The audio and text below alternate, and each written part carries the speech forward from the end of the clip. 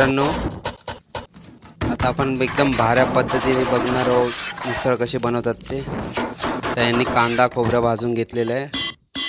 आता एका पॅनमध्ये जिरं लसूण मोहरी खडा मसाला टाकून भाजून घेत आहे मसाला बनवण्यासाठी. आणि ह्याचं वाटण करून घेत आहे लाल मिरची सुकी टाकून. आता बटाटे टाकलेले आहेत उकडवायला.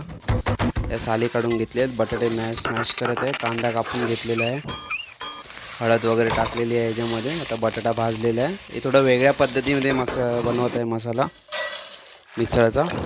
आता ही मटकी घेतलेली आहे मोडालेली मस्त. ती उकडून घेतलेली आहे, बॉईल करून घेतलेली आहे. तर बॉईलचं पाणी त्यांनी फेकलं नाही, ठेवलेलं आहे तसंच.